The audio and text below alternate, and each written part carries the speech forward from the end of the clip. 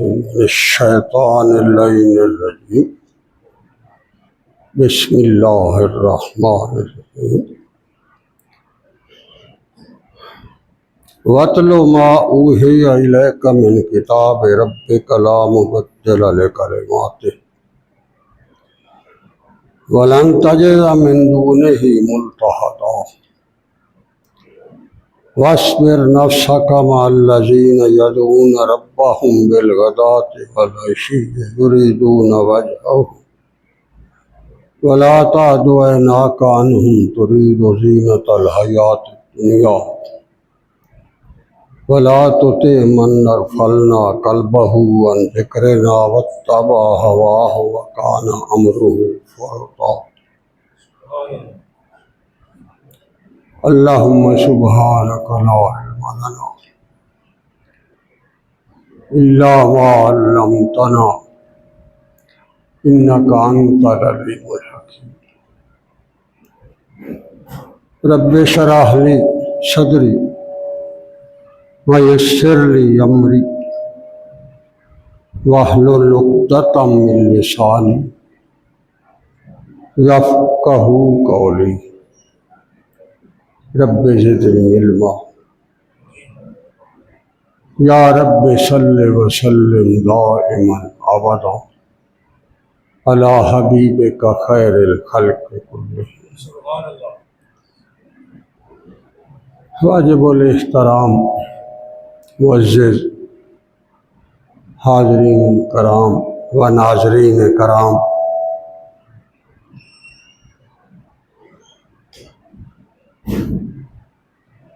اللہ تبارک و تعالیٰ کی طرف سے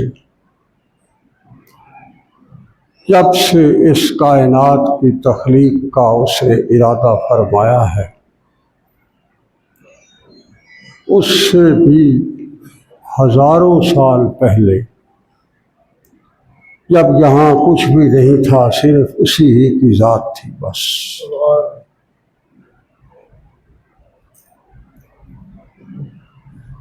تو اس وقت اس نے ہزاروں سال پہلے اس کائنات کی تخلیق کے ایک اعلان فرمایا تھا۔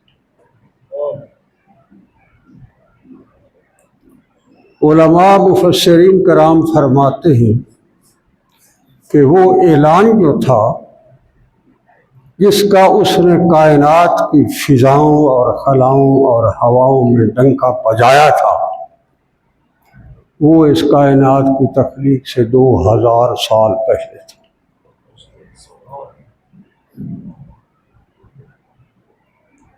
اور اس نے ایک نام سے اس اعلان کا مظاہرہ فرمایا، ایک اعلان پہلا جو لفظ بولا ہے اس نے اس کائنات کے اندر، جب کہ کچھ بھی نہیں تھا سوائے ہواؤں کے، فضاؤں کے، خلاؤں کے، اس کی ذات کے، باقی کچھ نہیں تھا۔ اس نے جو پہلا لفظ بولا وہ تھا یاسین۔ سبحان اللہ۔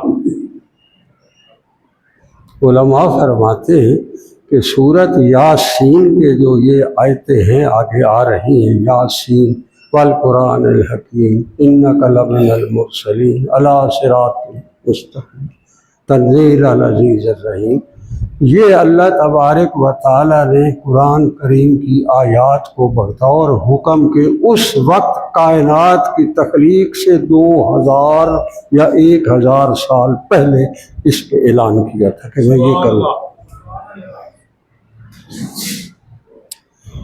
آپ صلی اللہ تعالیٰ علیہ وسلم کا فرمان ہے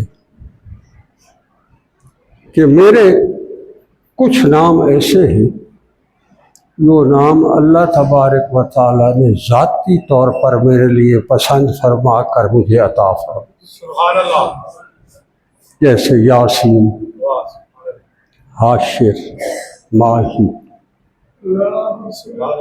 یہ نام وہ ہیں جو اللہ تبارک و تعالیٰ نے آپ صلی اللہ علیہ وسلم کے لیے ذاتی طور پر پسند فرمایا۔ تو اللہ نے اس کائنات کے اندر جو سب سے پہلے اس کی تخلیق کے 1000 سال پہلے بھی جو نام لیا تھا وہ نام اس ہستی کا تھا جس ہستی کی آمد کے لیے اللہ تبارک و تعالیٰ نے اس کائنات کو تخلیق فرمایا۔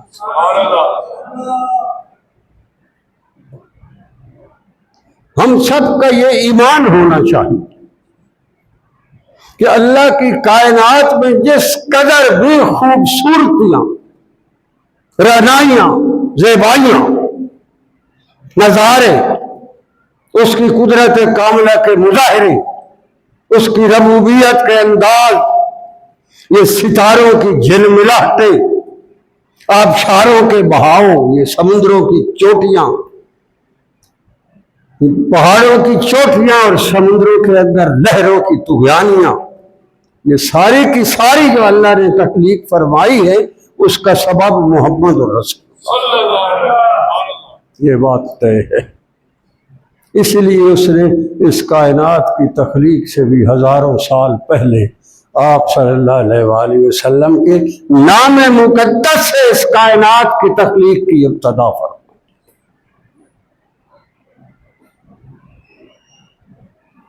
اور ساتھ ہی جو دوسرا لفظ اس نے آپ صلی اللہ علیہ وسلم کو کائنات کی تخلیق سے بھی پہلے اس کائنات کو تعارف کروا رہا ہے میرا اللہ ایک نام سے، اور پھر اس کے ساتھ متصل فرما رہا ہے والقرآن الحکیم، مجھے قسم ہے اس کلام کی جو میں محمد رسول اللہ کو عطا کرنے والا ہوں، اس کے اندر بڑی حکمت، بڑی اس کے اندر عجیب و غریب برکتیں ہیں، بہت کچھ ہے۔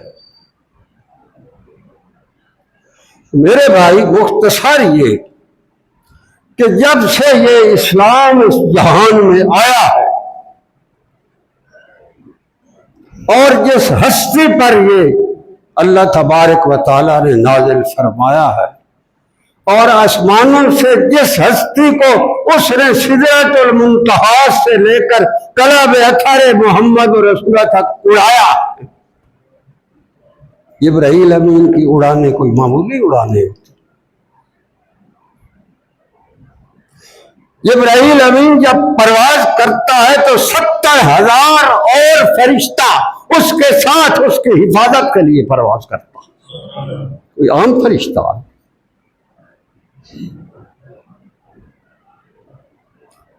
علماء فرماتے ہیں کہ وہ اگر عرش پر کھڑا ہو کر آسمان پر اپنے پر پھیلائے دونوں طرف تو یہ ساری آسمان کی وسعتیں جو ہے اس کے پروں کی وجہ سے یہاں اندھیرا چھاتا ہے، اتنے پر کی لمبائی۔ جب وہ پرواز کرتا ہے تو ایک دفعہ کائنات دہل جاتی ہے کہ یہ کیا کہاں جا رہا ہے، کیا ایک پورا وہ نظارہ ہوتا ہے۔ یہ اللہ تبارک و تعالیٰ کا پاک کلام ایسا ہے کہ اس نے 23 سال مسلسل 24,000 دفعہ محمد رسول اللہ تک اڑایا ہے اس نے۔ بعض کہتے ہیں 26,000، کوئی معمولی بات۔ جب سے یہ قرآن آیا ہے اور جب تک یہ جہان رہے گا، محمد رسول اللہ کی نبوت اور اللہ کے اس کلام کا ڈنکا بجتا۔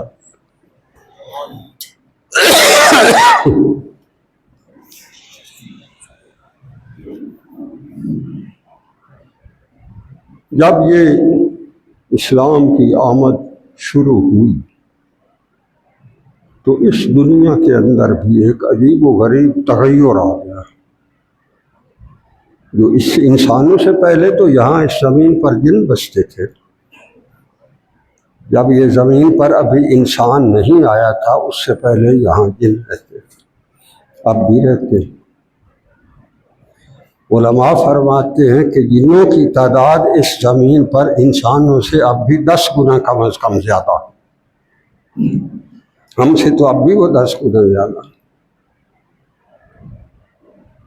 مگر جب یہ قرآن آیا تو جنوں کو اڑانے ہی نہیں بھول گئے، وہ جب آسمانوں کی طرف جاتے تھے تو اچانک ان کی آسمانوں پر داخلے بند ہو گئے. جب وہ اس طرف رخ کر کے اوپر کی طرف جاتے تھے تو ایک ستارہ پڑتا تھا جو ان کو جلا کر بھسم کر دیتا. انہیں تو خوف پیدا ہو گیا، کیا ہو اس جہان کو، کیا ہو گیا اب اچانک کوئی کیا ہوا. تو جنوں کا جو بادشاہ تھا اس نے بہت بڑی میٹنگ بلائی، ساری دنیا جہان کے جن اکٹھے. اس نے کہا اب یہ کیا ہوتا ہے، ادھر سے زمین کے ہر کونے سے شکایتیں آ رہی ہیں کہ بھئی اب ہم جاتے ہیں تو ہم جل جاتے ہیں، اب پہلے تو ایسا نہیں ہوتا تھا، کیا ہوا. تو بادشاہ کے دربار میں یہ فیصلہ ہوا کہ پوری زمین پر بہت بڑے وفد بھیجے جائیں، ہر طرف پھیل جائیں، پوری دنیا کو دیکھیں کہ وہاں کیا تبدیلی آئی، کیا ہوا. تو اس نے وفد ترتیب دیے، مختلف دنیا کے خطے ان کے ذمے لگائے، بھائی تم نے زمین کا یہ حصہ دیکھنا ہے، تم نے یہ دیکھنا ہے یہ. تو جنوں کی ٹولیاں زمین پر پھیل گئی. تلاش شروع ہو گئی، بھائی زمین پر ہوا کیا ہے جس کی وجہ سے یہ سارا ہمارے ساتھ مسئلہ. قرآن بتا رہا قُلْ أُوحِيَ إِلَيَّ أَنَّهُ اسْتَمَعَ نَفَرٌ مِّنَ الْجِنِّ. آپ صلی اللہ تعالیٰ علیہ وآلہ وسلم طائف سے واپس تشریف لا رہے تھے، اور طائف کے اندر جو کچھ ہوا وہ آپ صلی اللہ علیہ وآلہ وسلم کی شان اور عظمت اور اللہ کے اس کلام اور اللہ کے اس قرآن کی عظمت کا بہترین اور عجیب و غریب ایسا ثبوت ہے کہ جس کے لیے محمد رسول اللہ نے 3 کلومیٹر چلتے ہوئے مسلسل پتھر کھائے.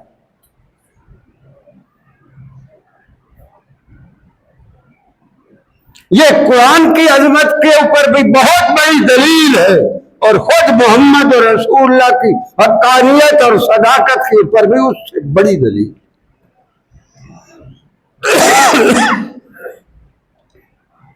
آپ دیکھیں کہ یہ تو وہ چہرہ ہے جس چہرے کی قسم خود اللہ کھاتا ہے. لامرک میرے محمد صلی اللہ علیہ وسلم آپ کی عمر کی قسم.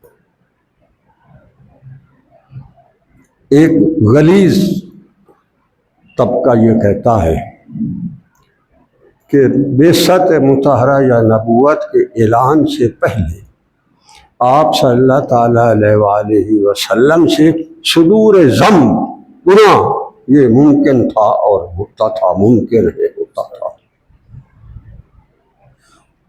ان کو اتنی عقل نہیں آتی کہ آپ صلی اللہ علیہ وآلہ وسلم کی ذات مطہر و مقدس کے ساتھ نبوت سے بھی پہلے اگر کوئی غلطی کوئی گناہ ان سے منسوب ہوتا تو کیا گنہگاروں کی قسمیں اللہ کھاتا.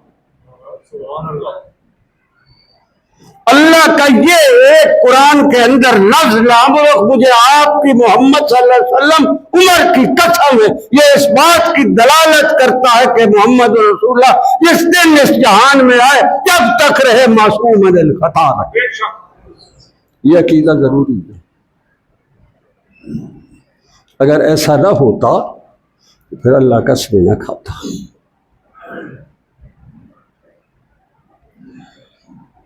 تو مشکلات تو آئیں آپ صلی اللہ علیہ وسلم، بہت مشکلات آئیں.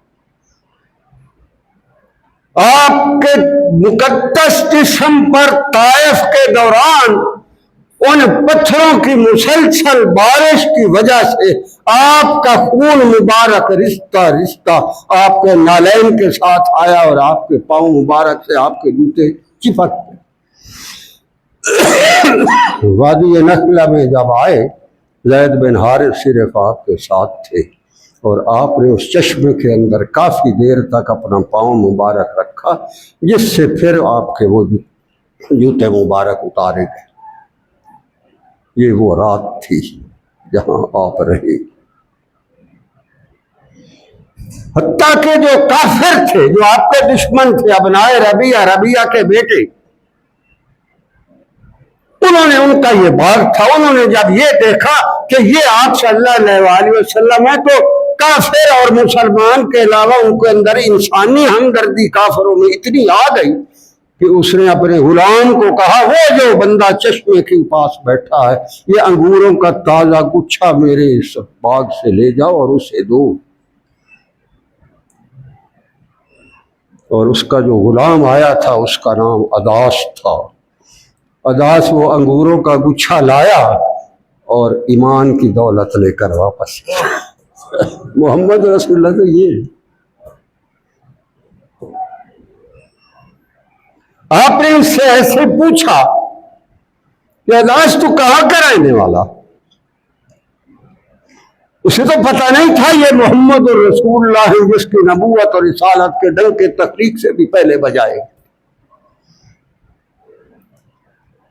تو اس نے کہا میں نینوا کا رہنے والا ہوں، عراق کا.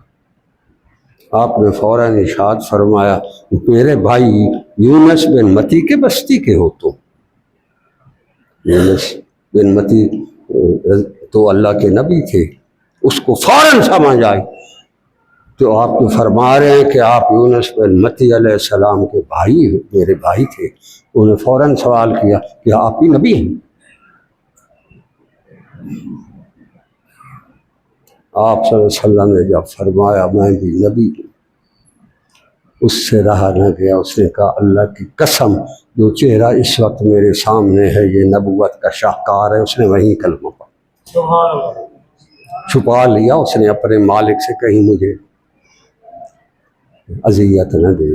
آج بھی اس باغ کے اندر وہ مسجد موجود ہے جہاں یہ بات ہوئی تھی، اس کا نام بھی مسجد اداس ہے. آج بھی کھڑی ہے وہ مسجد وہاں وادی نخلا میں. تو عرض میں کر رہا تھا یہ اسلام، یہ قرآن، یہ محمد رسول اللہ صلی اللہ علیہ وسلم کی نبوت مطہرہ کا انعام، اس کے ڈنکے تو کائنات کی تخلیق سے پہلے بجائے گئے. اور وہ جب میں عرض کر رہا تھا جنوں کی نفری گھومتی گھومتی گھومتی، وہاں جب آپ کو رات کو مکہ میں خبر پہنچی کہ آپ صلی اللہ علیہ وسلم کے ساتھ تو طائف والوں نے یہ سلوک کیا ہے، تو آپ کے خدام جو تھے وہ وہاں سے چل پڑے. رات کو وادی نخلا میں ملاقات ہو گئی.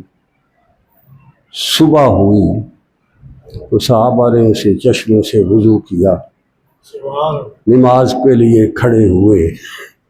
آپ صلی اللہ علیہ وآلہ وسلم امامت کے لیے کھڑے ہوئے. پیچھے صحابہ کی جماعت تھی. وادی نخلا کے باغ کی خوبصورت ہوائیں اور فضائیں تھیں، پرندوں کی چہچہائیں تھیں. آپ نے جب تلاوت شروع فرمائی تو پرندے اڑے اور وہ آ کر صحابہ کے سروں پر بیٹھ کے انہوں نے سمجھا شاید یہ بھی کوئی درخت ہے، کیونکہ جب امام محمد رسول اللہ ہو، مقتدی پیچھے صحابہ ہو، وادی نخلا کی وادیاں ہوں، اور طائف سے واپسی پر جو انہوں نے سلوک کیا تھا اس کا سوز آپ کی آواز میں موجود ہو، تو پھر صحابہ فرماتے ہمارے اندر جب ہم پیچھے کھڑے تھے تو ہم میں سے کسی نے حرکت نہیں کی، جیسے قیام میں کھڑے تھے. پرندوں نے سمجھا شاید یہ بھی کوئی درخت ہے، وہ آ کر ان کے سروں پر بیٹھے. قرآن تو یہ محمد رسول اللہ کی نبوت کا فیضان تو یہ ہے. آج ہم جو کچھ مسلمان ہو کر قرآن اور اسلام اور آپ صلی اللہ علیہ وسلم کے فیضان کے ساتھ کر رہے ہیں، اللہ کرے وہ ہم سے حساب نہ لے. اگر اس نے کھڑا کر کے پوچھا میں نے تو اپنا محمد تمہیں اس شان کا بھیجا تھا، اپنا پاک اور مقدس کلام یہ بھیجا تھا، تم نے میرے قرآن کے ساتھ میرے محمد صلی اللہ علیہ وسلم کی نبوت کے فیضان کے ساتھ کیا سلوک کیا، تو پھر کیا ہوگا؟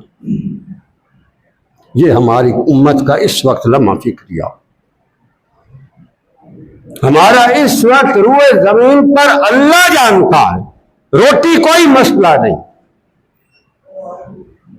غربت کوئی مسئلہ نہیں۔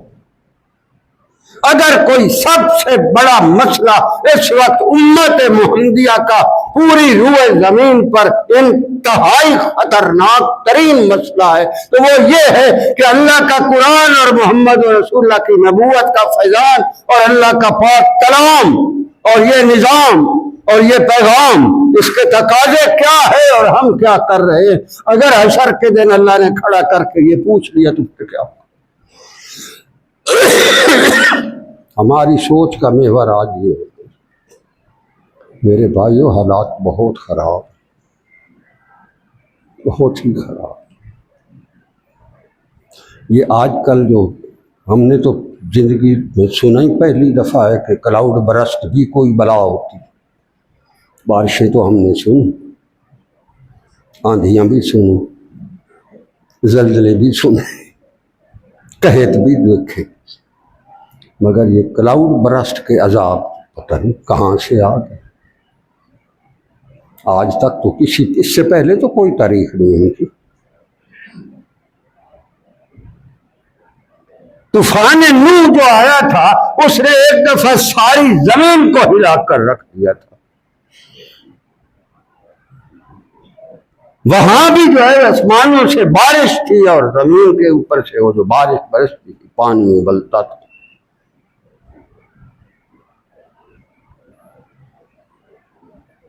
یہ کلاؤڈ برسٹ کہاں سے آ گئی؟ یہاں صادق مقصود مت لکھے کھل ہیں۔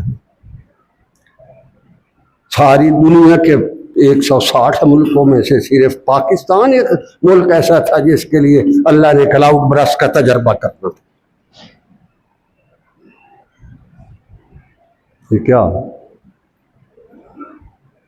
یہ ہمارے المیہ ہیں، یہی ہمارا مسئلہ، یہی ہمارا المیہ ہے۔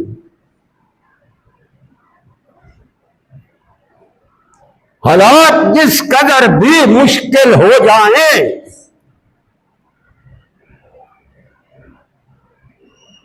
دنیا کے اوپر جتنے مرضی تغیر آ جائیں، جتنے مرضی نظریات بدل جائیں، جتنا مرضی اسلام کے آگے کفر اور طاغوت رکاوٹیں ڈال لے، آپ صلی اللہ علیہ وآلہ وسلم کو پتھر کھانے پڑ جائیں، آپ صلی اللہ علیہ وآلہ وسلم کا مقدس چہرہ احد کے میدان میں لہو لہان ہو جائے،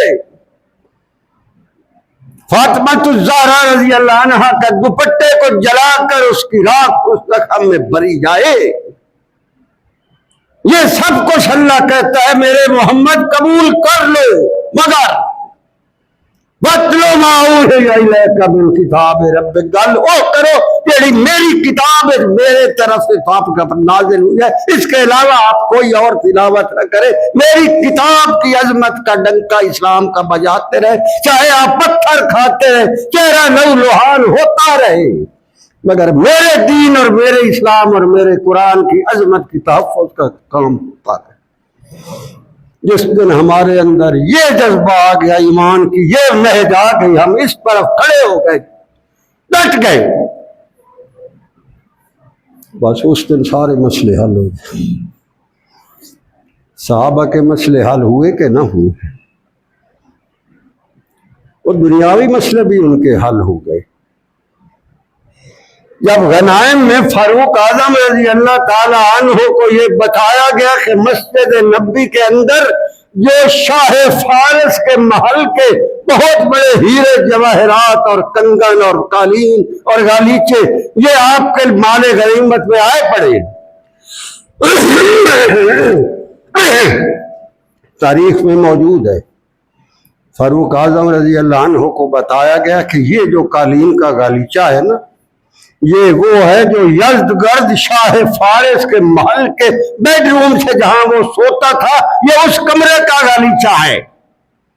صحابہ کہتے ہیں اس پر ہاتھ آپ رکھتے تھے تو ہاتھ نیچے دبتا چلا جاتا تھا، اتنا نرم تھا، اس سے پہلے ہم نے کبھی ایسا قالین نہیں دیکھا۔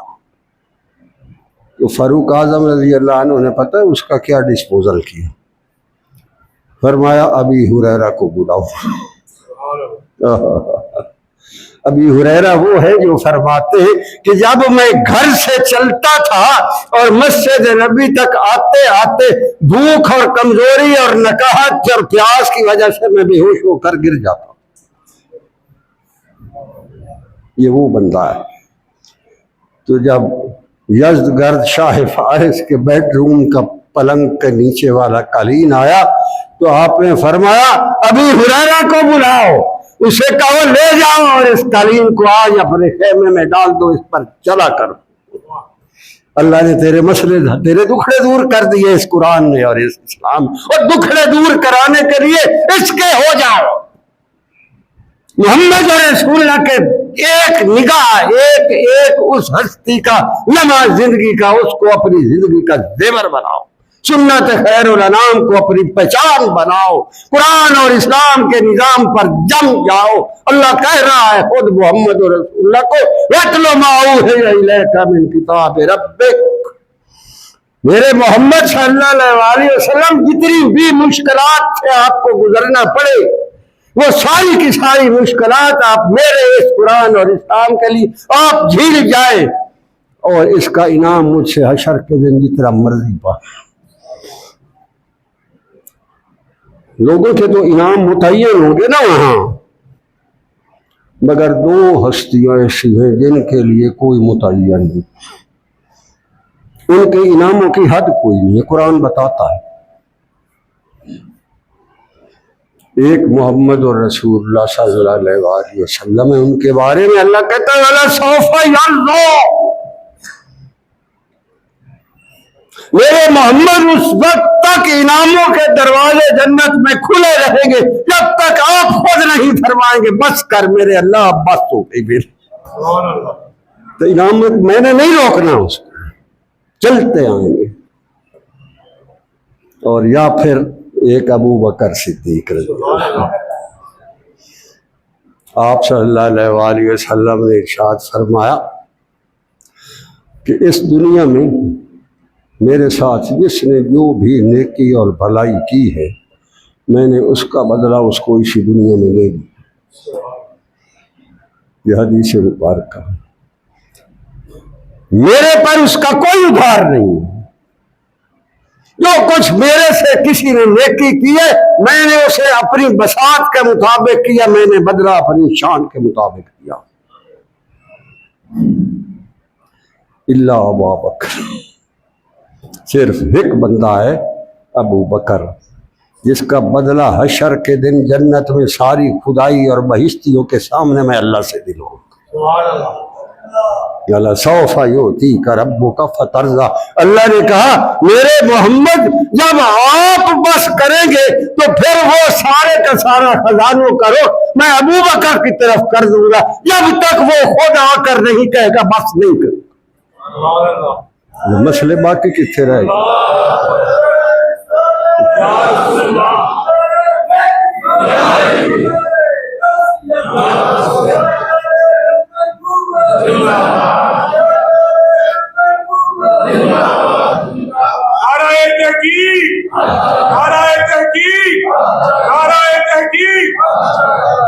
میرے بھائیوں ہمارے دکھڑوں کا جو علاج ہے نا وہ اس میں ہے کرام اللہ کے پاک کلام میں محمد و رسول اللہ کی نبوت کے فضائل. جس رات آپ صلی اللہ علیہ وسلم نے غار ثور سے مدینہ کی طرف رخ فرمایا, یہ بھی کائنات کا ایک عجیب و غریب منظر ہے جو زمین کے تختے پر ہوا ہے اور آسمانوں والوں نے اتر اتر کر وہ نظارہ منظر دیکھا. اللہ نے پتہ ہے قرآن میں کیا فرمایا, وہ کہتا ہے وَأَيَّدَهُ بِجُنُودٍ لَّمْ تَرَوْهَا. میرے محمد ان لوگوں کو تو سمجھ ہی نہیں آئی, میں نے غار ثور سے لے کر مدینہ تو نبی کی گلیوں تک فرشتوں کی لشکر کھڑے کیے تھے آپ دونوں کی حفاظت.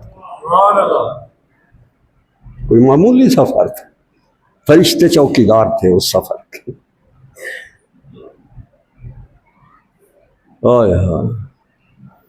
آپ صلی اللہ علیہ وسلم آگے تشریف، 2 ڈاچیاں تھیں، ابو بکر صدیق نے دی تھیں۔ آپ صلی اللہ علیہ وسلم نے فرمایا میں اس میں سے ایک ڈاچی لوں۔ آپ نے جب سفر ختم ہوا فرمایا یا رسول اللہ تو میں ڈاچیاں تاڑے سیر تو آ رہی ہیں تاڑی دیں۔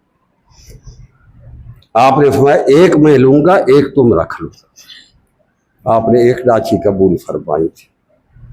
وہ سفر میں ڈاچی دوڑی جا رہی ہے، سراقہ بن مالک وہ کہتا ہے کہ مجھے کچھ نہ کچھ برت پڑ گئی کہ آپ صلی اللہ علیہ وسلم اس راستے پر نکلے۔ میں نے پوری رازداری سے تاکہ کسی کو پتہ نہ چلے، میں نے اپنی ایک لونڈی کو کہا گھوڑا جلدی سے تیار کر کے زیر باندھ کے ٹیلے کے پیچھے فلاں جگہ لے آؤ، میں آ رہا ہوں۔ میں چپ کر کے اٹھا، میں نے اپنے نیزے تلوار وغیرہ اٹھائی اور تیر کمان کندھے پر رکھی، گھوڑے پر سوار ہوا اور ہوا کر جب میں اس راستے پر گھوڑا دوڑائے جا رہا تھا تو مجھے نظر پڑی، میں نے کہا وہ ڈاچی جو جا رہی ہے وہ محمد رسول اللہ۔ میں نے گھوڑے کو ایڑ لگا دی۔ جب نزدیک پہنچے اور وہ تلوار میرے نیزے کی، میرے تیر کمانوں کی سٹ میں آئی وہ سواری، میں نے اپنے کندھے سے دوڑتے ہوئے گھوڑے سے وہ تیر کمان اتاری، اس میں تیر جوڑا اور نشانہ کیا۔ ابھی میں تیر چھوڑنے والا تھا کہ میرا گھوڑا گرا، اور اس کے بعد میں کہاں، گھوڑا کہاں، تیر کہاں، کمان کہاں۔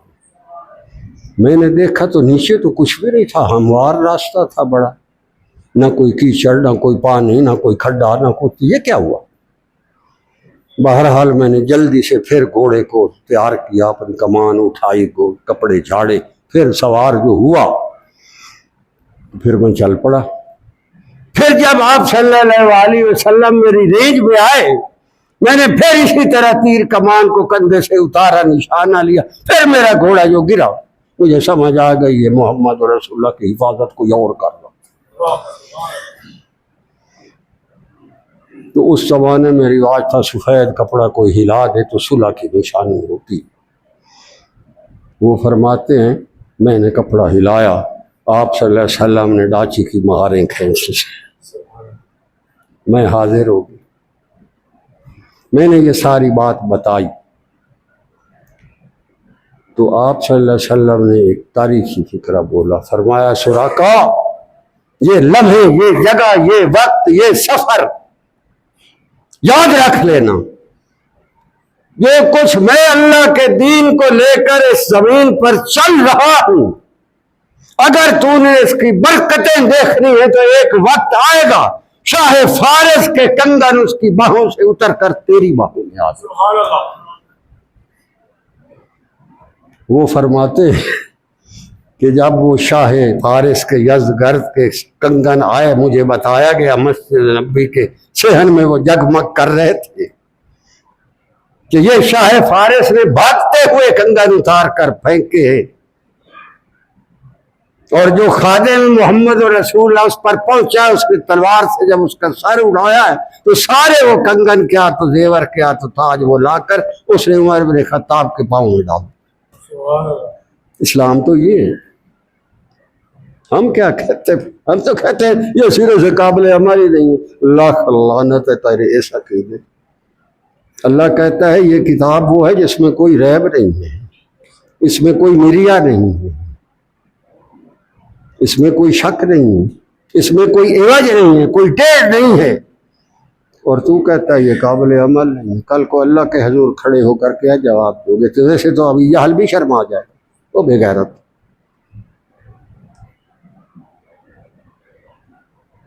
اللہ کہتا ہے وَاتْلُ مَا أُوحِیَ إِلَیْکَ، میرے محمد حالات جو مرضی ہو جائے آپ وہ بات کہیں جو میں نے آپ پر نازل کی، من کتاب ربک، اپنی کتاب میں سے، لا مبدل لکلماتہ، کوئی مائک کا لال اس کو نہیں بدل سکتا۔ تو جب وہ شاہ فارس کے کنگن آئے مسجد نبی میں، فاروق اعظم رضی اللہ عنہ کو پتا تھا، جب وہ بانٹنے کا وقت آیا فرمایا سراقہ بن مالک بن جاشم مدلجی کو بلاؤ۔ وہ آئے، فرمایا سراقہ یہ تیری امانت ہے جو سفر ہجرت میں محمد اور رسول اللہ تجھے دے گئے تھے، اپنی امانت لے لو، یہ شاہ فارس کی باہوں کے کنگن تیری باہوں میں آ رہے۔ ارے گل تو یہ ہے ہم نے اسلام کو تو قابل عمل ہی نہیں سمجھا، تو جنہوں نے سمجھا انہوں نے فارس اور روم کی سلطنتوں کے پرخچے اڑا کر رکھے۔ اللہ کہتا ہے لا مبدل لکلمات، ان میرے کہے ہوئے فرمان ہے۔ ومن اصدق من اللہ قیلا، اللہ سے بڑھ کر اس کائنات میں سچائی کس کے پاس ہے؟ ومن اصدق من اللہ حدیثا، میری کہی ہوئی بات سے زیادہ سچی کس کی ہوگی؟ اور محمد رسول اللہ تو اس دین کے پاسبان ہیں۔ جب کلیب بدر میں ڈالا گیا 37 بڑے بڑے مشرکین، ابھی جہل بھی ان میں تھا، تو تیسرے دن آپ صلی اللہ علیہ وسلم نے جب واپسی مدینہ طیبہ کا سفر آیا تو فرمایا میری ڈاچی پر پلان رکھو، تیار کرو۔ صحابہ نے ڈاچی تیار کی، ساتھ ہوئے۔ آپ نے بجائے مدینہ کی طرف جانے کے کلیب بدر، وہ کنواں جہاں ان کی لاشیں پھینکی گئی تھیں، وہاں کی طرف چلے گئے۔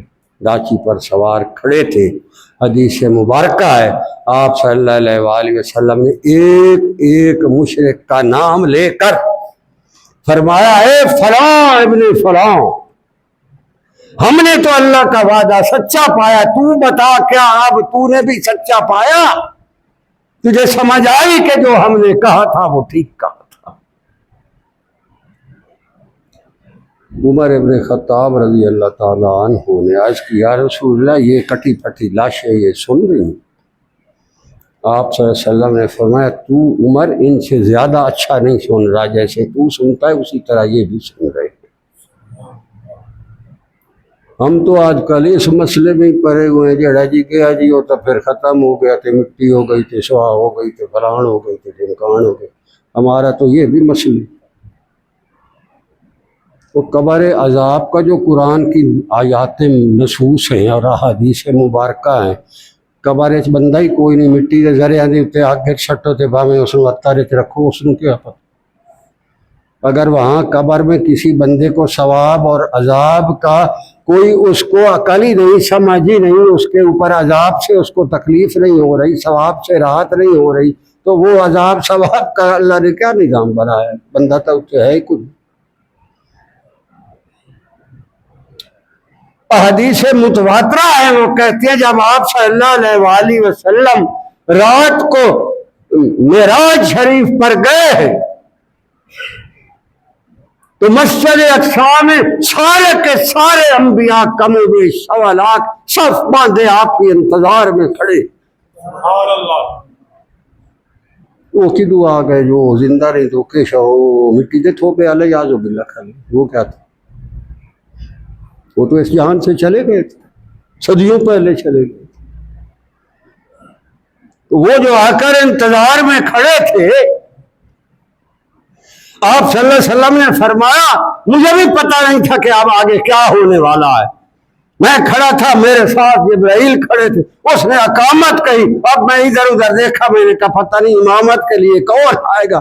جبرائیل نے میرا بازو پکڑا، فرمایا یا رسول اللہ آپ کے لیے یہ سارے انبیاء انتظار میں کھڑے ہیں، آپ امامت کریں، امام الانبیاء والرسل۔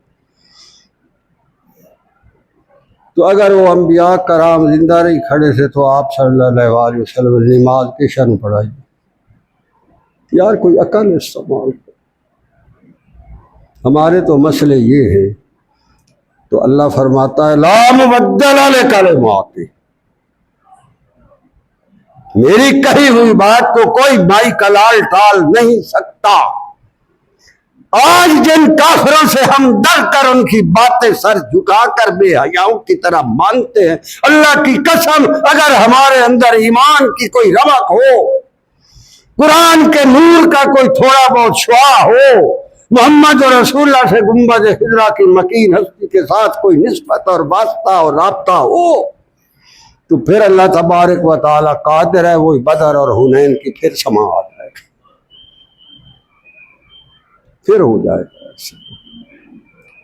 وَلَن تَجِدَ مِن دُونِهِ مُلْتَحَدًا، اللہ فرما رہا ہے میرے محمد صلی اللہ علیہ وسلم آپ کو میں بتا رہا ہوں، انہیں بتاؤ کہ میرے علاوہ تمہیں اس ساری کائنات میں کوئی جائے پناہ نہیں، میرے ہو جاؤ، میرے ہو جاؤ، تمہارے دکھڑے دور کر دے، تمہاری سارے مسائل حل کر دے۔ یہ کلاؤڈ برستے شرستے پھر نہیں آتے، زلزلے پھر نہیں آتے۔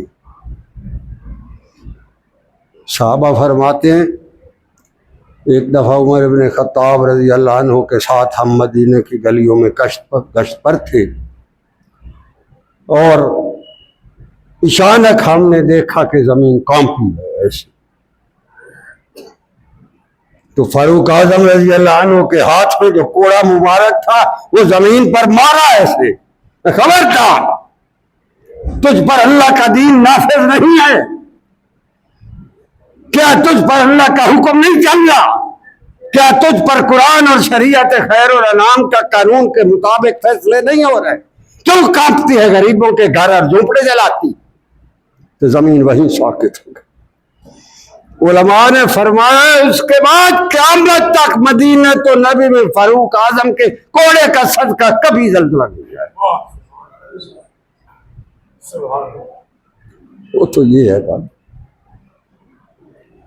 بہرحال مولوی صاحب ڈنڈکا چاہتے آ گئے، انہوں نے بس کری کہ اللہ تبارک و تعالی ہمیں اسلام اور قرآن اور شریعت خیر الانام کی آواز بلند کرنے کا حوصلہ اور ہمت عطا فرمائے، اور ہمارے ایمانوں کو اور ہمیں آپ صلی اللہ علیہ وسلم کے روبرو حشر کے دن سرخ رو فرمائے، اور اسلام اور قرآن ہی ہمارا گواہ بنائے، اور ہمارے لیے عفو درگزر کا فیصلہ بنائے، اور جو بھائی ہمارے اس عذاب سے متاثر ہوئے اللہ ان کے لیے آباد کاری کا مسئلہ حل کرے۔ وآخر دعوانا